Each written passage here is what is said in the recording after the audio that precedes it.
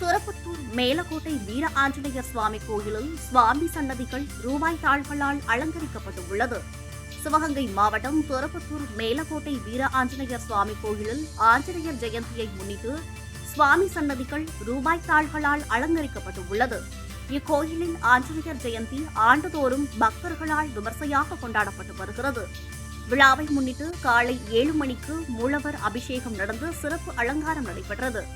மாலை 5 மணிக்கு மூலவருக்கு வெண்ணெய் காப்பு சாற்றப்பட்டு அலங்காரம் நடைபெறும். இரவு 7 மணிக்கு மேல் சுவாமி திருவீதி விழா நடைபெறவுள்ளது. இந்த ஆண்டு ஆஞ்சநேயர் மற்றும் விநாயகர் சன்னதியை இந்திய ரூபாய் நோட்டுகளால் பக்தர்கள் அலங்கரித்துள்ளனர். சன்னதி சுவர்களில் தர்மோகோல் நிறுவி அதில் ரூபாய் நோட்டுகளை பின்மூலம் பொருத்தியுள்ளனர்.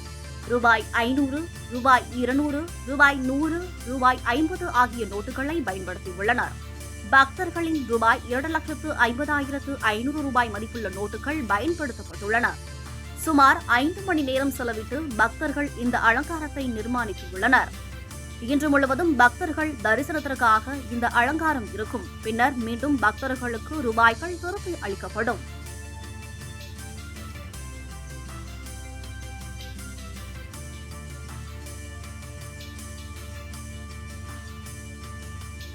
திருப்பத்தூர் மேலக்கோட்டை வீர ஆஞ்சநேயர் சுவாமி கோயிலில் சுவாமி சன்னதிகள் ரூபாய் தாள்களால் அலங்கரிக்கப்பட்டுள்ளது. சிவகங்கை மாவட்டம் திருப்பத்தூர் மேலக்கோட்டை வீர ஆஞ்சநேயர் சுவாமி கோயிலில் ஆஞ்சநேயர் ஜெயந்தியை முன்னிட்டு சுவாமி சன்னதிகள் ரூபாய் தாள்களால் அலங்கரிக்கப்பட்டுள்ளது. இக்கோயிலில் ஆஞ்சநேயர் ஜெயந்தி ஆண்டுதோறும் பக்தர்களால் விமர்சையாக கொண்டாடப்பட்டு வருகிறது. விழாவை முன்னிட்டு காலை 7 மணிக்கு மூலவர் அபிஷேகம் நடந்து சிறப்பு அலங்காரம் நடைபெற்றது. மாலை 5 மணிக்கு மூலவருக்கு வெண்ணெய் காப்பு சாற்றப்பட்டு அலங்காரம் நடைபெறும். இரவு 7 மணிக்கு மேல் சுவாமி திருவீதி விழா நடைபெறவுள்ளது.